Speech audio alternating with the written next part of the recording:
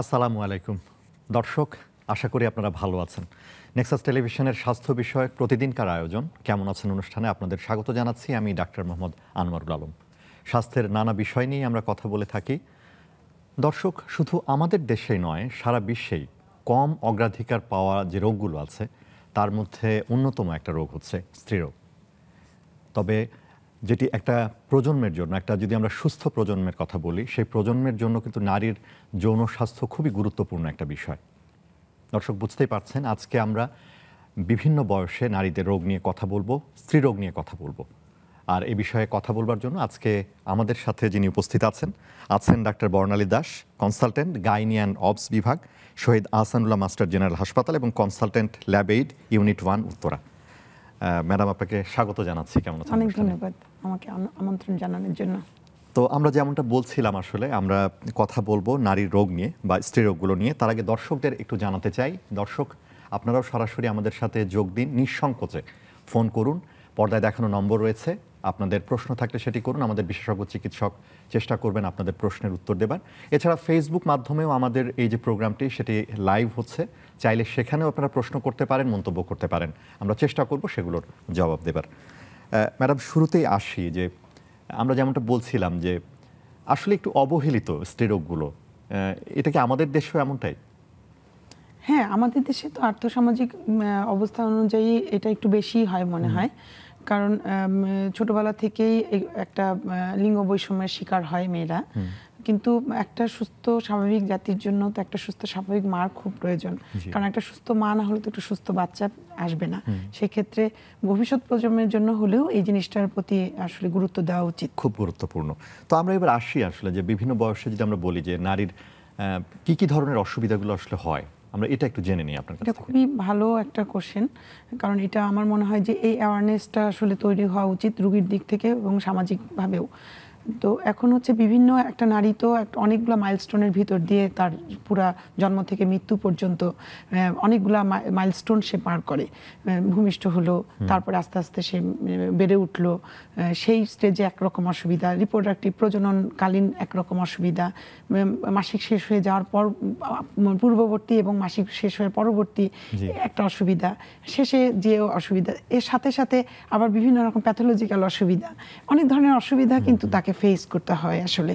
তো আমি একটু ভাগ করে করে বলতে চাচ্ছি যে অনেক ধরনের অসুবিধার মধ্যে যেমন যদি কিশোরীদের কথা আমরা বলি, যে কিশোরীদের মানে প্রজনন যাওয়ার আগে, প্রজনন বয়সটা যাওয়ার আগে যে তখন যখন তার হচ্ছে মাসিক শুরু হলো, সেই ক্ষেত্রে আগে থেকে তাকে যদি একটু ফ্যামিলি থেকে বলতে পারে যে, কারণ মানসিকভাবে সে তখন হয়ে যায়, কারণ মাসিক শুরু হলো, নতুন একটা জিনিসের সঙ্গে তার ইন্ট্রোডিউস হলো, সেটাকে আগে থেকে যদি একটু কাউন্সেলিং তাকে করে রাখা যায় যে তোমার এরকম হয়, সবারই হবে, তোমারও হচ্ছে, তো এটা মেয়ে হয়ে ওঠার একটা প্রাথমিক ধাপ, এইরকম ভাবে যদি তাকে বলা যায় এবং তখনও যদি তাকে একটা সাপোর্ট দেওয়া যায়, তাহলে কিন্তু সে মানে শারীরিক মানসিক দুই দিক থেকেই সে কিন্তু ভালো হতে। কারণ আমরা জানি যে প্রত্যেকটা অসুখের মানসিক স্বাস্থ্যটা খুবই গুরুত্বপূর্ণ শারীরিক স্বাস্থ্যকে ভালো রাখার জন্য। তো এই টিনেজার অথবা কিশোরী বয়সের যে ঘটনাটা ঘটে সেটা হচ্ছে মাসিক শুরু হওয়া, মানে মিনারকি বলি আমরা, যে প্রথম মাসিক শুরু হলো। প্রথম মাসিক শুরু হলে কিছু অসুবিধা তার ফেস করতে হয়। কীরকম? সেটা যে অনিয়মিত মাসিক হচ্ছে, মাসিক যখন শুরু হয় তার বডির সাথে হরমোনাল একটা ব্যাপার আছে এখানে, সেটা অ্যাডজাস্ট করার জন্য কিছুটা টাইম নেয় শরীর। তো এটা অনেকের 1-2 বছর পর্যন্ত কিন্তু এই অনিয়মিত মাসিকটা হতে পারে। এটা যে স্বাভাবিক সেটাও একটু তাকে বলতে হবে, কারণ সে তো তখন একটা অসহায় অবস্থার মধ্যে পড়ে যায়। তাকে এবং তার ফ্যামিলিতে যারা আছে এবং তাদেরকেও আমি এই মেসেজটা দিচ্ছি যারা শুনছেন, যে মাসিক অনিয়মিত হলেই এত ওরিড হওয়ার কিছু নাই, এটা হরমোনাল জন্য অনেকের হয়। তবে আপনারা অবশ্যই একজন ডাক্তারের সঙ্গে পরামর্শ করে নেবেন যে কেন হচ্ছে। যদি স্বাভাবিকভাবে কোনো কারণ ছাড়া অনিয়মিত হয় তাহলে এটা নিয়ে ভাবনা করার কিছু নাই। এটার সাথে সাথে আর একটা যেটা হয় যে অতিরিক্ত রক্ত যায়, এটাও হরমোনাল ইমব্যালেন্সের জন্য হয়, কারণ একটা জিনিস সেট হতে তো একটু সময় লাগে। তা পিউবার্টি মেনোরেজিয়া বলি আমাদের টার্মে আর কি, এটাও কিন্তু পেশেন্টের জন্য খুবই একটু মানে বেশি রক্ত যেতে যেতে হয়তো অ্যানিমিক হয়ে যায়। সেক্ষেত্রে এটা একটা কারেকশন এবং প্রপার টাইমে ধরা এবং প্রপার টাইমে ডাক্তারের কাছে এসে এই ট্রিটমেন্টটা নেওয়া কিন্তু খুব জরুরি। কারণ না হলে তো তার পক্ষে স্বাভাবিক জীবনযাপন করাটাই একটু অসুবিধা সৃষ্টি হয়। এটা একটা গেল, খুবই গুরুত্বপূর্ণ জিনিস। আর একটা জিনিস যেটা হয় টিনেজারদের খুব কমন এখনকার যে সেডেন্টারি লাইফস্টাইল, তারপর জাঙ্ক ফুড খাওয়ার একটা টেন্ডেন্সি, এগুলোর থেকে কিন্তু ওই যে পিসিওএস, পলিসিস্টিক ওভারিয়ান সিনড্রোম, এটা কিন্তু খুব হচ্ছে এখন, মানে খুবই হচ্ছে। আমরা নিজেরাও খুব হিমশিম খেয়ে যাই এটা করতে। এটার প্রথমেই ওষুধ দেওয়ার কোনো দরকার নাই, এটা লাইফস্টাইলটা সেটেল করতে হবে, ওজনটা নিয়ন্ত্রণে রাখতে হবে, নরমাল ডায়েট আমরা যেটা খাই একটা মানে থাকলে নিশ্চয়ই তার একটা প্রস্তুতি আছে, বা সেভাবে আপনাকে কিছু জিনিস মেইনটেইন করতে হবে যাতে সেটা হয় না, এবং হলেও যাতে মানে অ্যাগ্রাভেট করে না, মানে বাড়াবাড়ি পর্যায়ে না যায়। কারণ এটার সঙ্গে কিন্তু তার পরবর্তী লাইফে, বিয়ের পরবর্তী বাচ্চা নেওয়া, ফার্টিলিটির একটা কিন্তু খুব সম্পর্ক, মানে খুবই ক্লোজ সম্পর্ক আছে। তো এটা যদি আমরা ছোট থেকেই তাকে এই পর্যায়ের থেকে বের না করে নিয়ে আসি, ভবিষ্যতে গিয়ে তো সে প্রবলেম আবার ফেস করবে। একটু এখানে আপনাকে এই পর্যায়ে একটু থামাই, আমি একটু বলতে চাই যে সেটা হলো যে মাসিকটা যে শুরু হচ্ছে, এটা তো কারো আগেও শুরু হতে পারে ম্যাডাম, কারো আগে শুরু হতে পারে, কারো পরে হচ্ছে, সেটাও তো হতে পারে আসলে। হ্যাঁ, এটা হচ্ছে আমরা অ্যামনেরিয়া বলি, যেটা মাসিক বন্ধ থাকার পরে। প্রাইমারি অ্যামনেরিয়া আর সেকেন্ডারি অ্যামনেরিয়া আছে। যেটা প্রথম মাসিক যদি নাই হলো, ওর যে একটা নির্দিষ্ট বয়স আছে, ধরেন আমরা 9 থেকে 12 এরকম 13 পর্যন্ত আমরা মোটামুটি হয়ে যায়, এর মধ্যে আমরা ধরে নেই। এটা আমাদের দেশে এটা বইয়ের ভাষায় সেটাতে 15-16 পর্যন্ত আমরা ওয়েট করি, এটা যে মাসিক। তারপরে যদি না হয় তাহলে এটাকে প্রাইমারি অ্যামনেরিয়া হিসেবে আমরা ধরি। তখন আমরা প্রাইমারি অ্যামনেরিয়ার অনেক কাজ আছে, অনেক কারণ আছে, সেই কারণগুলোকে আমরা খোঁজার চেষ্টা করি। আমার মনে হয় যে তাহলে 13-14 বছর বয়স পর্যন্ত যদি না হয় 14 পর্যন্ত দেখতে পারি আমরা নাকি? হ্যাঁ, তারপরে এখন হচ্ছে যেহেতু আমাদের লাইফস্টাইল গ্লোবাল একটা ব্যাপার থাকে, এজন্য কিন্তু অনেকের আর্লি হয়ে যায়, অনেকের আর্লিও হয়ে যায়, 9-10 বছরও যদি হয়ে যায়, আমি বলবো যে মানে অভিভাবকদেরকে ওরিড হওয়ার কিছু নেই এটাতে। হ্যাঁ, অনেক আমাদের কাছে আসে যে ম্যাডাম আমার তো 13 বছর হয়েছিল, আমার মেয়ের 9 বছর হয়ে গেল। এই কথাগুলি আসলে ভাবনার কিছু নাই, পরিবেশের সাথে যাওয়া উচিত কিনা আসলে একটু, যেহেতু এই যে আপনি বললেন যার কথা, নিশ্চয়ই উনি একটু সচেতন যে আমার 13তে হয়েছে, একটু হয়তো আগে হলেও একটু মনে হয় চিকিৎসকের একটা মতামত নিয়ে নেওয়া উচিত। আমার কথাটা শুনলে আপনি যে আশ্বস্তটা হবেন, সেটা তো আসলে অনেকটাই বড় ব্যাপার, তাই না? কারণ আপনি অযথা, কারণ এখন স্বাস্থ্যসেবা দোরগোড়ায় চলে গেছে, কমিউনিটি হেলথ থেকে শুরু করে সরকারি বেসরকারি বিভিন্ন এনজিও, এখন কিন্তু মানে বসে থাকার মতো অবস্থা নাই। খুবই অল্প খরচে হাতের নাগালের মধ্যে কিন্তু চাইলেই একটা পরামর্শ নিতে পারেন, আপনি ফোনে নিতে পারেন, ফোনেও তো আজকাল সার্ভিস দেওয়া হচ্ছে, তো সেটাও কিন্তু নেওয়া যায়। মানে এই আমার কথা হচ্ছে কি, যে কোনো রকমই যে আমি দেখি করার দরকার নাই। আপনারা অসুবিধা হলে একটা যে কনসালটেশন নিয়ে আসেন, সমস্যা তো নাই, ডাক্তার বলুক কিছু নাই, আপনি না বলেন। জি, আচ্ছা, এখানে আরেকটু আসি। তাহলে ম্যাডাম, যে এই যে আপনি বললেন যে মাসিকের যে এই যে সময়ের যে সমস্যাগুলোর কথা বললেন, না কিশোরী বয়সে যখন মাসিকটা শুরু হচ্ছে, তো তখন কোন অসুবিধা হলে আসলে যাওয়া উচিত, আসলে যে কোন লক্ষণটা দেখলে আমার মনে হয় যে একটু আমরা যাওয়া উচিত, পরামর্শ নেওয়া উচিত? পিউবার্টি মেনোরেজিয়া যেটা আমি বললাম, এটা হচ্ছে কারণ ব্লিডিং বেশি হতে হতে পেশেন্ট শকে চলে যেতে পারে, এটা খুবই অ্যালার্মিং। এটাকে কিন্তু তাহলে এটা একটু গুরুত্ব দেওয়া উচিত যে কতটুকু তার রক্ত যাচ্ছে, বা এটা হয়তো অনেকে হয়তো এটাকে গুরুত্ব দিতে চান না, ঠিক আছে এটা বেশি হচ্ছে, কম হয়ে যাবে, অনেকে হয়তো দিতে চান না। প্রথম 3 দিন তো একটু ফ্লো বেশি যায়, কিন্তু আপনার যদি 8টা-10টা প্যাড লাগে, স্যানিটারি প্যাড, তাহলে সেক্ষেত্রে তো আপনি বুঝতেই পারবেন যে আপনার বেশি যাচ্ছে।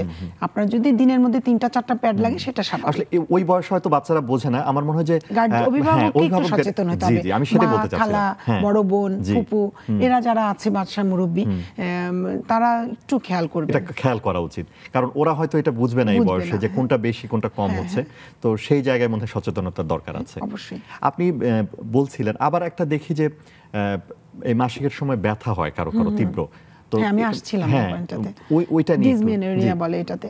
এটা তো সাধারণত মাসিকের প্রথম 3 দিনই খুব বেশি ব্যথা থাকে। এটা প্রথম দিকের যে বললাম, যেটা 1-2 বছর, অনেকের 6 মাস হতে পারে। এটা আমরা বলি যে একটু হট কম্প্রেশন নিতে, তারপরে হচ্ছে মানে হট ওয়াটার বোতল অথবা হট কম্প্রেশন নিবে, অথবা কোনো ব্যথার ওষুধ অ্যান্টিস্পাজমোটিক খাবে, মানে এটা স্বাভাবিক, এটা খেলে সাধারণত কমে যায়। এটা স্পাজম হয় তো এই থেকে, মানে পরবর্তীতে এটা ঠিক হয়ে যেতে পারে, কিছুটা মানে সহ্যের মধ্যে থাকে, সেটা নরমাল। কিন্তু অনেকের থাকে যে সিভিয়ার ডিসমেনোরিয়া হচ্ছে, তখন হয়তো প্যাথোলজি আছে কিনা সেটার জন্য বিশেষজ্ঞ ডাক্তারের কাছে গেলে উনি ওখান থেকে কস্টটা বের করে অ্যাকর্ডিং টু কজ অনুযায়ী ট্রিটমেন্ট দিলে ভালো হয়ে যাবে। এটা নিয়ে ওরিড হওয়ার কিছু নাই। তাহলে ওই জায়গাগুলোতে আসলে আমার মনে হয় যে একটু খেয়াল করা উচিত যে বেশি যদি ব্যথা হয় তাহলে একটু চিকিৎসকের কাছে যাবেন। আর আরেকটা জিনিস আপনি বলছিলেন যে পিসিওর কথা বলছিলেন, এটা নিয়ে অনেক কথা হচ্ছে আমার মনে হয় যে অনেকেই মানে এটা কি বাড়ছে আমাদের দেশে? বাড়ছে। এটা হচ্ছে আমাদের সেডেন্টারি লাইফস্টাইল, যেটা আমাদের তো এখন বাচ্চাদের খেলার মাঠ নাই, মানে ফিজিক্যাল মুভমেন্টটা করার জায়গা তো খুবই কম। ব্যাগ গুছাই স্কুলে যাচ্ছে, অনেক স্কুলে মাঠও নাই, ব্যাগ গুছাই স্কুলে যাচ্ছে, বসে থাকছে, বাসায় আসছে, কম্পিউটারের সামনে বসে থাকছে, অথবা ইনডোর গেমসগুলি যা খেলছে সেগুলো। কিন্তু ফিজিক্যাল অ্যাক্টিভিটি করার মতো যে ইনডোর গেমসগুলি আছে সেগুলো আমি সবসময় সুযোগ পেলেই কথাগুলি বলি যে, কারণ যা নাই সেটা নিয়ে তো চিন্তা করে লাভ নাই, যেটুকু আছে এটার মধ্যেই আমাকে লাইফস্টাইলটা সেট করতে হবে। খাবার দাবারটা আমি কনসিয়াসলি খাই, যে ব্যালেন্স ডায়েটটা যাতে থাকে, পানিটা পরিমিত খাই। আর ফিজিক্যাল এক্সারসাইজ যে স্কুলে যে ব্যায়ামগুলি করায়, আমরা স্কুলে এক্সারসাইজ করি না, বাসার মধ্যে সেই এক্সারসাইজগুলোই 15-20 মিনিট করে রেগুলার করুক, অথবা ইনডোর গেমস যেগুলো আছে সেগুলোতে প্র্যাকটিস করুক। যে বসে থাকার জিনিসগুলো একটু কম করুক আর কি, যে বসে থেকে দাবা খেললো, বসে থেকে লুডো খেললো, এগুলো না। স্কিপিং করতে পারে, তারপরে ছাদে দৌড়াদৌড়ি করতে পারে, মানে যেটা ফিজিক্যাল অ্যাক্টিভিটি যেটার মধ্যে হবে। আর যেটা আমি বললাম যে স্কুলে যে আমরা 15-20টা ব্যায়াম আমরা ছোটবেলা থেকে করে আসছি, সেগুলোও যদি রেগুলার 15-20 মিনিট আধা ঘন্টা যদি করে, সেটাও একটা অ্যাক্টিভিটিস কিন্তু হয়। কারণ এখন মাঠ নাই, সিকিউরিটির ব্যাপার থাকে, ইচ্ছা করলেই তো আর বাচ্চাকে দিয়ে আসা যায় না। জি, তো সেই জায়গায় আমার মনে হয় মানে এটা ব্যায়ামটা খুব জরুরি, খুব জরুরি। ফিজিক্যাল অ্যাক্টিভিটিস করতে হবে আসলে। তারপরে খাবার দাবার যেটা, এইগুলো একটু প্রথমেই আমরা পিসিও আসলে যে ট্রিটমেন্ট করব এটা না, আগে আমি কজগুলি কোন কোন কজে আমি পিসিও থেকে বের হতে পারবো সেগুলো আমরা আগে একটু দেখব।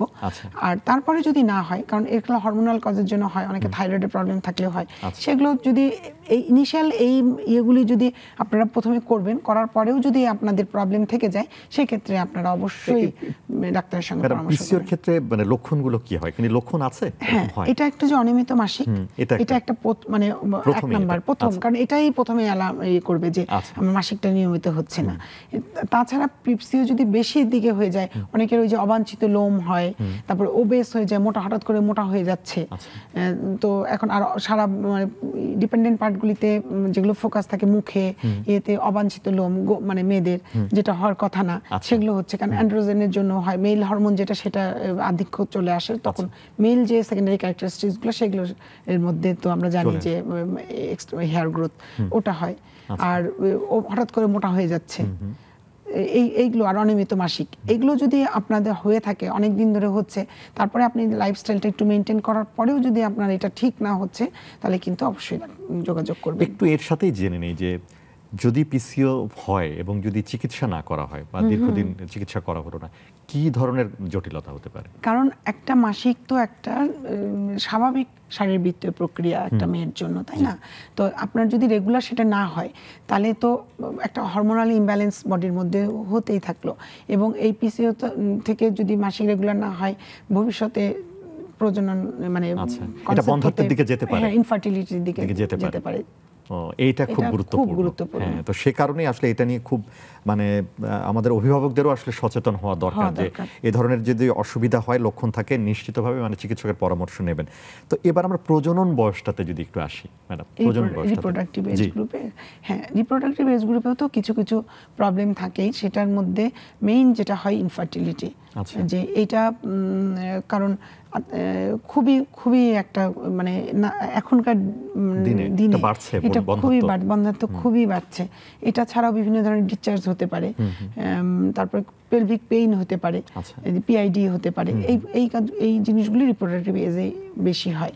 তো ইনফার্টিলিটির ক্ষেত্রে আমার একটা মেসেজ দেওয়া আছে, সেটা হচ্ছে যে কোনো ধরনের আমাদের আর্থসামাজিক অবস্থা অনুযায়ী মেয়েদেরই দোষ বেশি হয়। তো এমনও অনেক পেশেন্ট আছে, হাজবেন্ড থাকে বাইরে, আসে, ম্যাডাম আমার বাচ্চা হয় না, আমি হাজবেন্ড কোথায় থাকে, বলে হাজবেন্ড আলাদা থাকে, আমি আলাদা থাকি। আমি তাহলে তো তোমার মানে বাচ্চা হওয়া পসিবল না। তো আগে তো একসঙ্গে থাকতে হবে, সেই জিনিসটা বুঝতে হবে যে কখন আমার বন্ধ্যাত্ব আমি বলবো। 1 বছর যদি উইদাউট কন্ট্রাসেপশনে একসাথে থাকার পরেও যদি কনসেপ্ট না করে, তখন এটাকে আমরা এটা হয়তো অনেকে মানে বোঝে না বা জানে না। আর একটা কথা হচ্ছে যে যখন এই অনুষ্ঠানের মাধ্যমে আমি মেসেজগুলো দিই, যারা শুনছেন তারা একটু খেয়াল করে শুনেন যে ইনফার্টিলিটির যে ট্রিটমেন্ট, কারণ আমরা যখন ইনফার্টিলিটি ট্রিটমেন্টে আসি তখন হচ্ছে আমি ছেলের ট্রিটমেন্টটাই আগে করতে বলি। মেল ইনফার্টিলিটি কিন্তু 50-50, মেল 50 ফিমেল 50, কিন্তু সমস্ত দোষ হচ্ছে মেয়েদের এবং সমস্ত চিকিৎসায় মেয়েদের করানোর জন্য নিয়ে আসা হয়। এমনও হাজব্যান্ড তো রেগে যায় আমাদের উপরে অনেক সময়, হ্যাঁ কেন ম্যাডাম, আমার তো কোনো প্রবলেম নাই, আমি কেন করব। কিন্তু আমার রিকোয়েস্ট যে একটা ইনভেস্টিগেশনও যদি হয় সেটা সিমেন অ্যানালাইসিস হবে প্রথম। মানে দুইজন আসছে, একটা ইনভেস্টিগেশন যদি মানে করতে হয়, একটা সিমেন অ্যানালাইসিস না করে ইনফার্টিলিটির কোনো ট্রিটমেন্ট হবে না। আচ্ছা, জি, আমরা আলোচনাটা চালিয়ে নেব, একটা বিরতি নিতে চাই। দর্শক কেমন আছেন অনুষ্ঠানে একটা বিরতিতে যাচ্ছি, কিছুক্ষণ পরে ফিরে আসছি।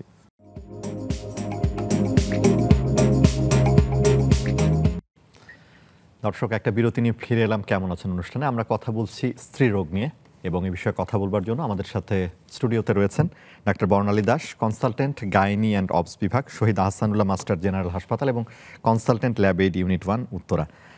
আমরা কথা বলছিলাম ম্যাডাম, একটু আপনি বন্ধাত্ব নিয়ে বলছিলেন, যে ওইটা আরেকটু জানতে চাই আমরা, যে বন্ধাত্বর ক্ষেত্রে আসলে চিকিৎসার ক্ষেত্রে যদি বলি যে কোন জিনিসটা খুব গুরুত্বপূর্ণ আসলে, যে আপনি যদি ভালো মানে ফলাফল পেতে চান?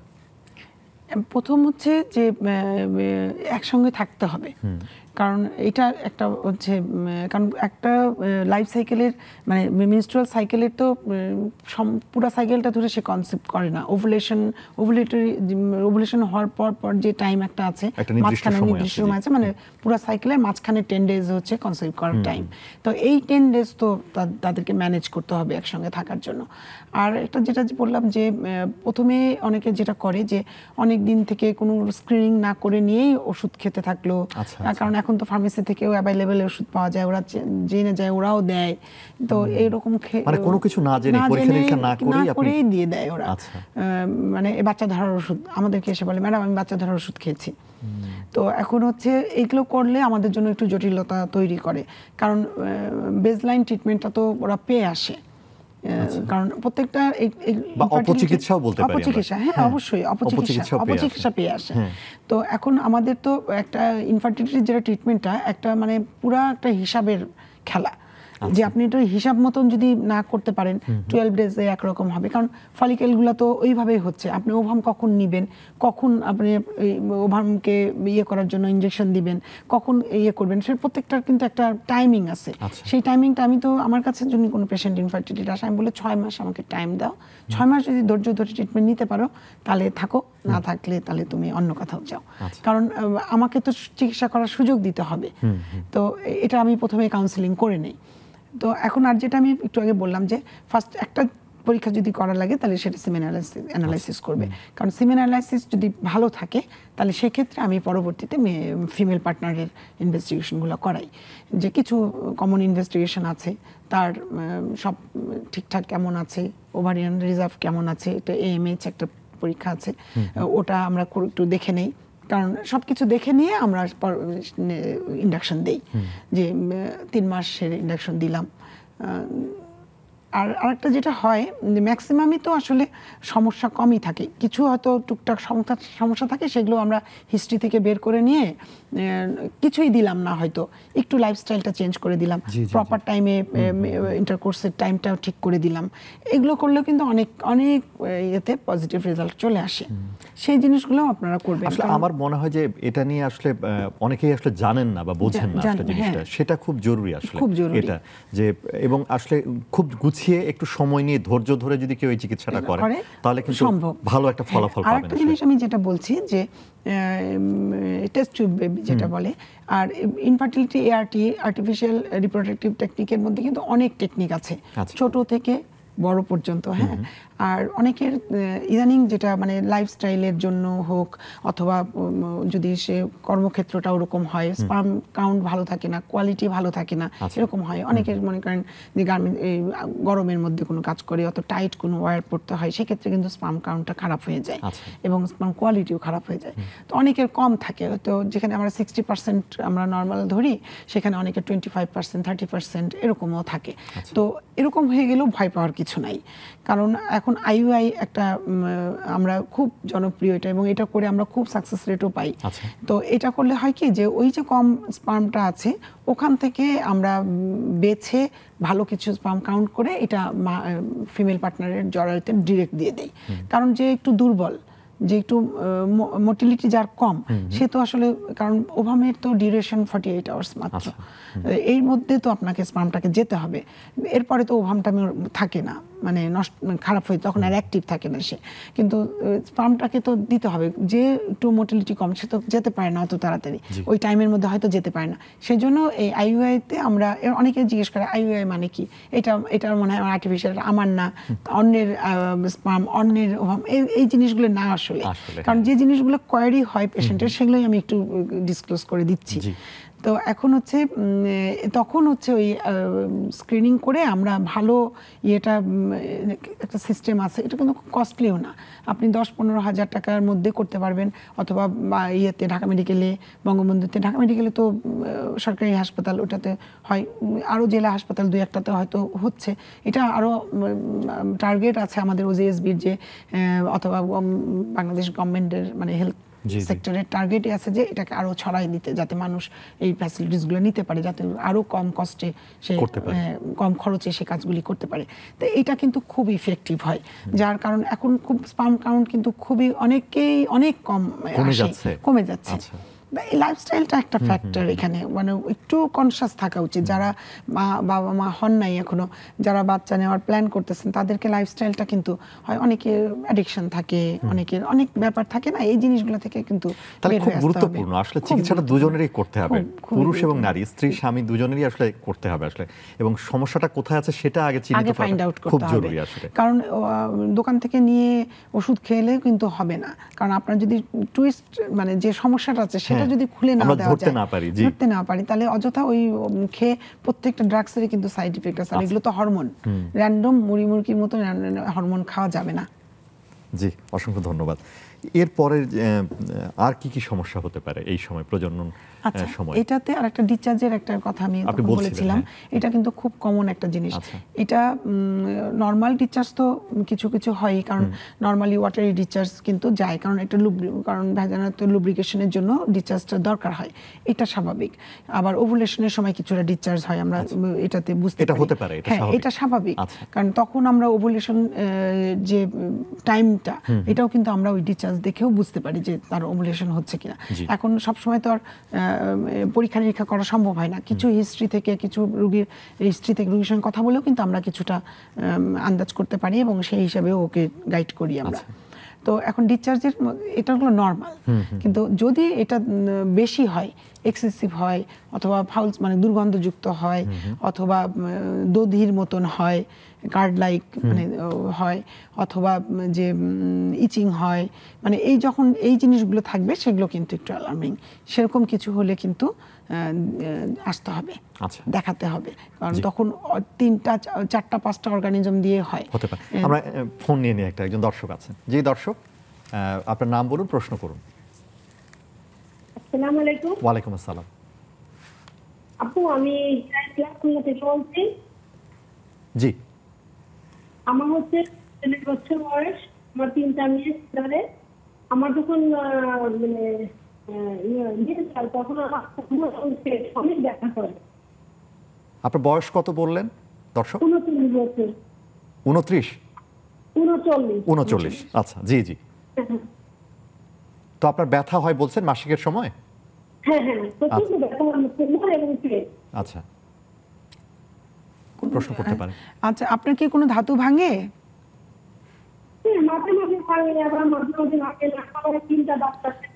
আচ্ছা, মাসিকের সময় শুধু কি ব্যথাই হয় না, বেশি মাসিক অতিরিক্ত রক্ত যায়?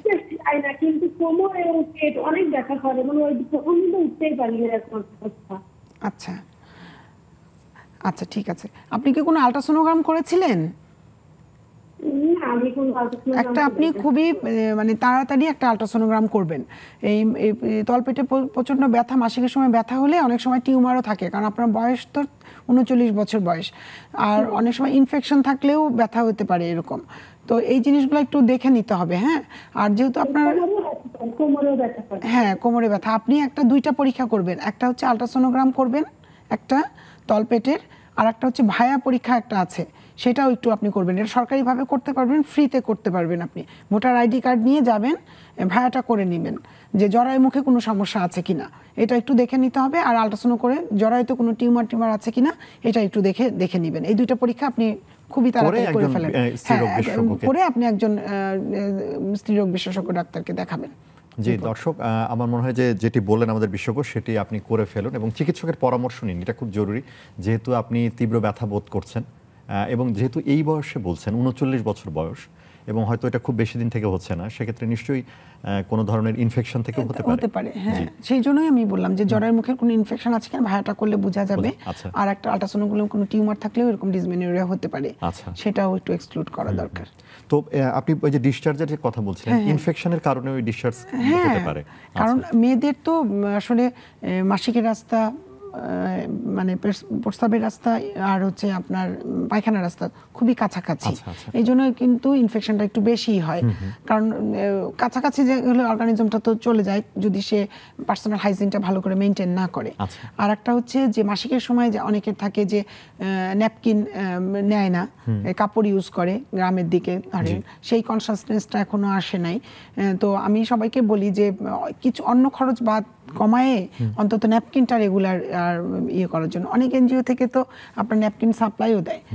তো যদি এরকম যেখানে দিচ্ছে কালেক্ট করার চেষ্টা করবেন। আর কাপড় যদি ইউজ করতেই হয় সেটা সুন্দর করে ধুয়ে রোদে শুকায়ে একদম ভালো একটা জায়গাতে, হয়তো ব্যাগ একটা পলিথিনের মধ্যে সুন্দর করে রেখে দিলেন, যেখানে সেখানে রাখবেন না, যেখানে সেখানে শুকাতে দিবেন না। অনেক সময় হয় যে ধুলার মধ্যেই হয়তো দিল, সেখান থেকে অনেক সময় ইনফেকশন জীবাণু চলে আসে। কারণ এটা তখন এই যে প্রজনন স্বাস্থ্যটা নিয়ে একটা ঝামেলা। এই প্রসঙ্গে যদি একটু বলি ম্যাডাম, সেটা হচ্ছে যে এই যে যদি ইনফেকশন হয়, এরকম যদি বারবার ইনফেকশন হয়, তাহলে মানে পরবর্তীতে কি জটিলতা হতে পারে কি ধরনের? হ্যাঁ, কারণ এখান থেকে আস্তে আস্তে অ্যাসেন্ডিং ইনফেকশন মানে উপরের দিকে চলে যেতে পারে। ওখান থেকে জরায়ু মুখের থেকে ওটা থেকে অনেক ধরনের জটিলতা তৈরি হতে পারে যদি হয়। কারণ এই ইনফেকশনটা গেলে অনেক সময় টিউব ব্লক হয়ে যায়, টিউবে হয় তখন আবার ইনফার্টিলিটির দিকে চলে যায়। একজন দর্শক আছেন, আমরা একটা প্রশ্ন নিয়ে নিই। জি দর্শক, আপনার নাম বলুন, প্রশ্ন করুন। সংযোগটি বিচ্ছিন্ন হয়ে গেছে। দর্শক আবার আপনি চেষ্টা করুন। আমরা একটা বিরতিতে যাচ্ছি এই মুহূর্তে, বিরতির পরে আবার ফিরে আসছি, আশা করি আমাদের সঙ্গেই থাকবেন।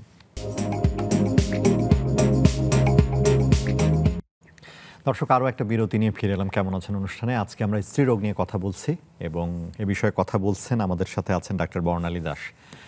আমরা একটা জিনিস একটু জানতে চাই ম্যাডাম, আপনি বলছিলেন যে একটা বলতে পারি যে কারো নিয়মিতই মাসিক হয়, তো হতে হতে একটা হয়তো হচ্ছে না, আবার পরবর্তীতে ঠিক হয়ে গেল, তো এটা কি কোনো ধরনের অসুবিধা বা সমস্যা?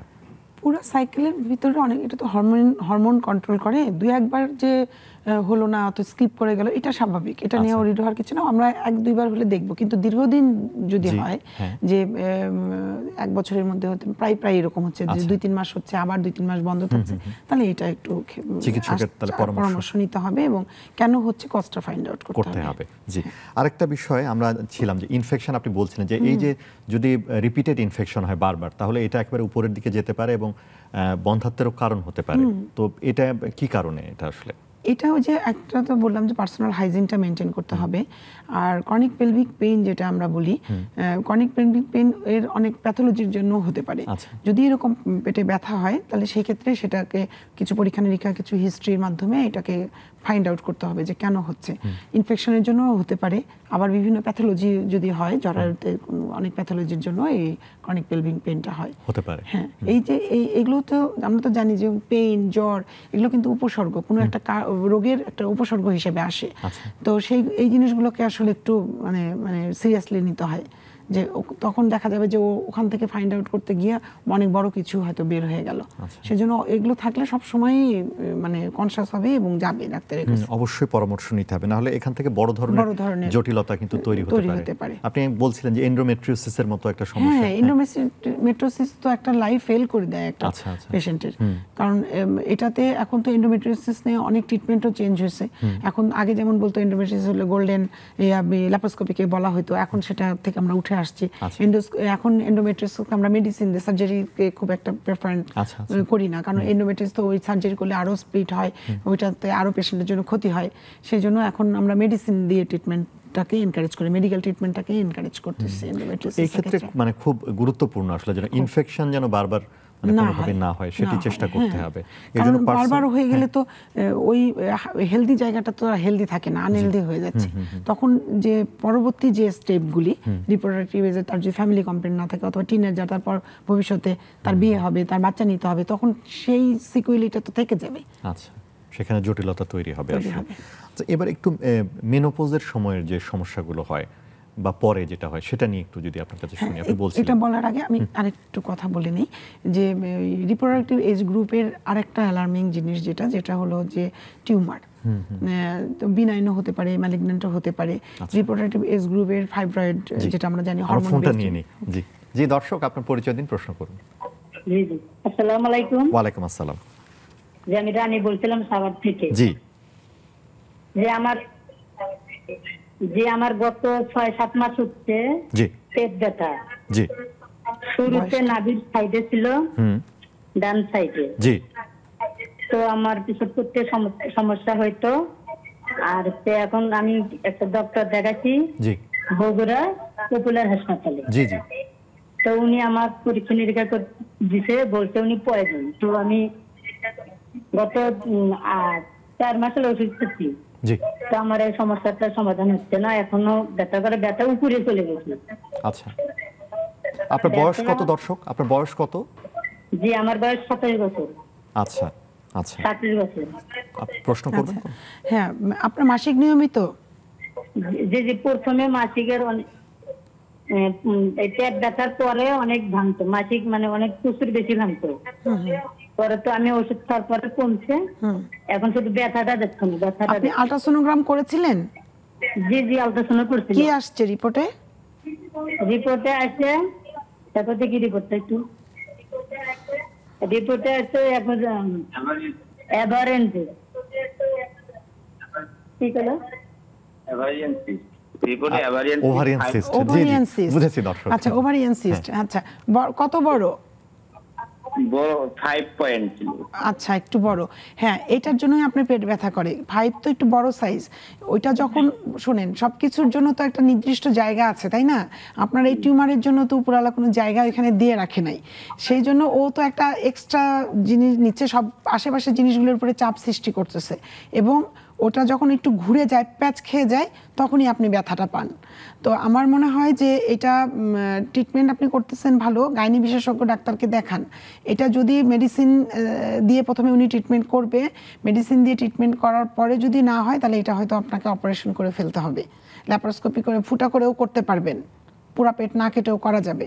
তো এটা ওই প্যাচ যখন খায় তখন আপনি ব্যথা পান, সবসময় তো ব্যথা থাকে না, তাই না? হ্যাঁ, উনি তাই বলছেন। জি এটা ওই প্যাচ খেয়ে যায়, যখন ওইটা একটু প্যাচ খায় তখন আপনি ব্যথা পান। জি ঠিক আছে। জি দর্শক, আপনার চিকিৎসক যেভাবে পরামর্শ দেবেন সেই পরামর্শটি নিয়ে নিশ্চয়ই আপনি সুস্থ হয়ে যাবেন।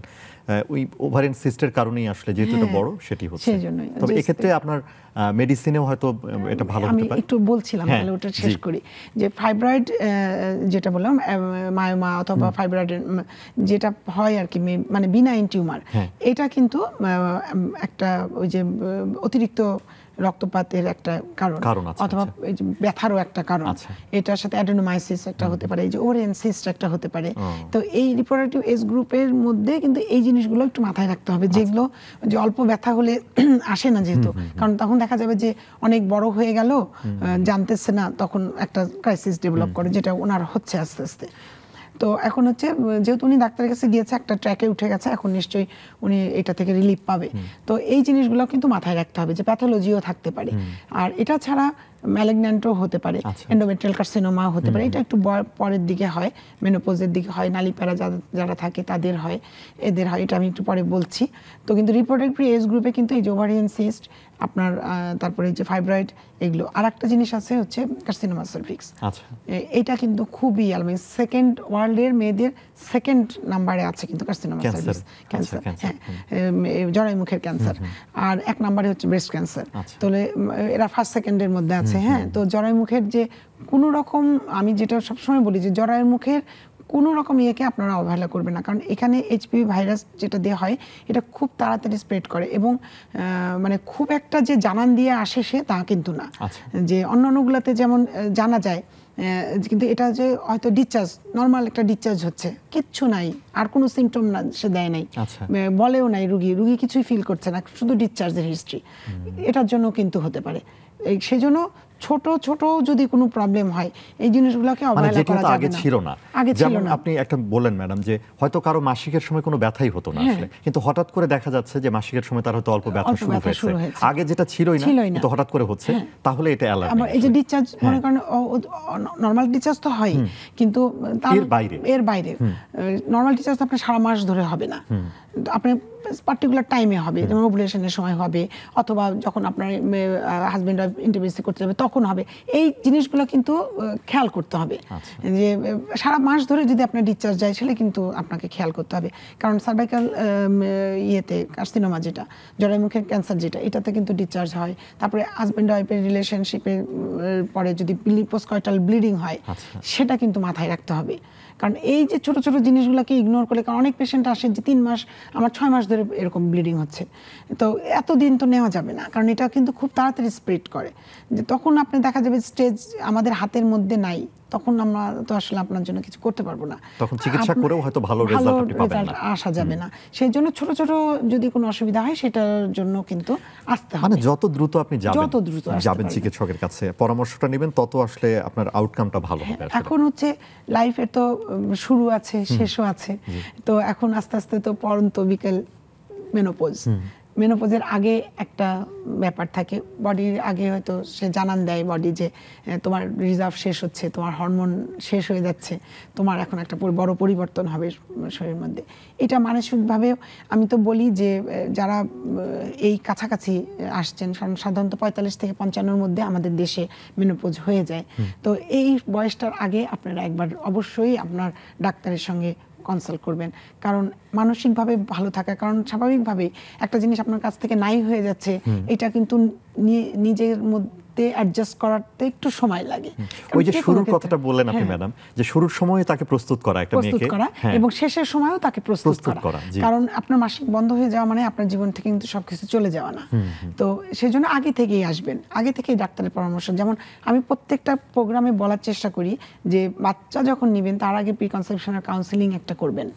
তো আজকে আমরা যেহেতু বাচ্চা নিয়ে কথা বলছি না, সেজন্য আমি বললাম না, কারণ তখনও হয় কি যে আগে যদি আপনি জেনে যান, আপনি মাইন্ড সেট আপ করতে পারবেন, অথবা আপনার যে সমস্যাগুলি আছে সেটাকে আপনি ওভারকাম করতে পারবেন, যে আমি কারেকশন করে নিলাম। তাই সেরকমই আর কি, যে মেনোপজের আগে আপনি যখন আসলেন, কারণ তখন একটা মুড সুইং এর ব্যাপার থাকে, শরীরের মধ্যে অনেক কিছু পরিবর্তনের ব্যাপার থাকে, হরমোনগুলো আমরা একটু দেখে নিলাম, এখানে নর্মাল যে রুটিন চেক আপগুলি সেগুলো একটু করে নিলাম, যে আপনার ইসিজি করলাম, ইকো করলাম, অথবা সিবিসি একটা করলাম, মানে নর্মাল আপনার একটা আল্ট্রাসোনোগ্রাম করলাম, করে দেখে নিলাম সব কিছু। তারপরে হয়তো আপনাকে নিজেকে তৈরি করলেন, আপনি আপনার ডাক্তার আপনাকে হেল্প করলো, মেনোপজে চলে গেলেন। মেনোপজে চলে যাওয়ার পরে তো একটা অনেক সমস্যা একটা তৈরি হয়, যে হট ফ্লাশ হয় অনেকের, তারপর অনেকে ঘুম হয় না, কারণ এটা একটা সাইকোলজিক্যাল একটা ব্যাপার। এখানে একটা মানসিক স্বাস্থ্য আসলে খুব অনেক গুরুত্বপূর্ণ এখানে। তো আপনি ওরকম লাইফস্টাইলটা আপনার ডাক্তার আপনাকে সেট করে দিবেন, কারণ আপনার 30 বছরে আপনি যা করবেন, যা খাবেন, আপনি তো আসলে 50 বছরে এসে তা খাবেন না। মানুষ বলে না যে বয়স কোনো ফ্যাক্টর না, এটা বয়স কিন্তু অবশ্যই ফ্যাক্টর। একটা ফোন নিয়ে নি। জি দর্শক, আপনার পরিচয় দিন, প্রশ্ন করুন। পিয়ারা খাতুন। জি জি চাঁপাইনবাবগঞ্জ থেকে বলছি। জি দর্শক, দর্শক একটু আপনার টেলিভিশনের ভলিউমটা একটু কমিয়ে নিন। হ্যাঁ, কমিয়ে নিয়ে প্রশ্নটা করুন। আমার পায়খানা রাস্তা হঠাৎ আপনার ব্যথা, প্রচন্ড ব্যথা। জি জি, কি কারণে এবং কি আমি চিকিৎসা নিব, আচ্ছা এটা জানার জন্য। আচ্ছা আচ্ছা, আমার কিন্তু মাঝে মাঝে আমসা, মানে গমের রুটি খেলে আমসা হয়। আচ্ছা, আর বাম পায়ের হ্যাঁ আপনার গুল্লাতে ব্যথা। আচ্ছা, এটা আপনার 1 মাস হলো এরকম হঠাৎ একদিন হয়েছে, আর আজকে আবার হালকা ওরকম মনে হচ্ছে আচ্ছা ব্যথাটা। আচ্ছা, অনেক ধন্যবাদ দর্শক। আপনার মাসিকে তো কোনো সমস্যা নাই, মাসিকের কোনো সমস্যা তো নাই। না, তার সমস্যা নেই, নাই। আমাদের আসলে সময় কম। হ্যাঁ, হ্যাঁ, তো এখন এটা হচ্ছে আপনার পায়খানা রাস্তার সমস্যা হলে এটা আপনি অবশ্যই একটা সার্জারি বিশেষজ্ঞ ডাক্তারকে দেখাবেন, কারণ এটাকে আপনাকে এক্সামিন মানে পরীক্ষা করে দেখতে হবে যে ওখানে কেন ব্যথা হচ্ছে। তো আমার মনে হয় যে এটা গাইনোকোলজিক্যাল সমস্যা হয়তো না, নয়। গাইনোকোলজিক্যাল সমস্যা না, এটা আমার মনে হয় সার্জারি বিশেষজ্ঞ একজনকে দেখান, কারণ আপনার কষ্টটা আগে বের করতে হবে, কারণটা বের করতে জি, হবে। অসংখ্য ধন্যবাদ দর্শক। আমরা একেবারে সময় কম, একটু দর্শকদের উদ্দেশ্যে যদি আপনি বলেন আসলে যে সুস্থ থাকার জন্য স্ত্রী রোগের ক্ষেত্রে। হ্যাঁ, একটা আমি প্রথম থেকে যেটা বলেছিলাম যে মানে একটা মেয়েকে যদি প্রথম থেকেই একদম ছোট থেকেই তৈরি করা যায় তাহলে কিন্তু আস্তে আস্তে সে পরবর্তী জীবনগুলো স্মুথলি যেতে পারবে। আর নারী স্বাস্থ্য দিবস আমরা 28 তারিখে পালন করেছি। নারী স্বাস্থ্য আসলে একটা দিবসকে ঠিক করা হয় কেন, ওইটাকে গুরুত্ব দেওয়ার জন্য, কিন্তু সারা বছরই কিন্তু নারীদের স্বাস্থ্য নিয়ে সচেতনতা থাকতে হবে। কারণ আপনারা নিজেদেরকে যত্ন করবেন, নিজেদেরকে ভালোবাসবেন, কারণ সংসারের জন্য সবার জন্য করতে হবে, নিজের জন্য করতে হবে। নিজের প্রতি যত্নশীল হবেন, নিজে খাওয়া দাওয়া ঠিকঠাক মতন করবেন এবং নিজের ছোট সমস্যা হলেও নিজের কাছে রাখবেন না। এটা অবশ্যই আশেপাশে ডাক্তার যা যা যা মানে যিনি আপনার হাতের কাছে আছেন, কাছাকাছি আছেন, তার কাছে যাবেন এবং ছোট সমস্যা আপনি যদি অনুষ্ঠান দেখে থাকেন তাহলে তো বুঝেই গেছেন যে অল্প কিন্তু অনেক বড় কিছু আপনাকে ফেস করাতে পারে। সেজন্য ছোট সমস্যা হলেও করবেন। আর ভালো থাকবেন। জি, সবাই অসংখ্য ধন্যবাদ ডাক্তার বর্ণালী দাস। এবং যেটা আমরা বলছিলাম আসলে যে স্ত্রী রোগের ক্ষেত্রে আসলে যত্নশীল হতে হবে নারীর প্রতি, এবং আমরা যেটা বলছিলাম যে প্রজনন স্বাস্থ্য খুবই গুরুত্বপূর্ণ, বিশেষ করে নারীর জন্য, একটা সুস্থ প্রজন্মের জন্য। দর্শক, আপনারা সচেতন হন, ভালো থাকুন, সুস্থ থাকুন। সামনের দিনে নতুন কোনো বিষয় নিয়ে কথা হবে।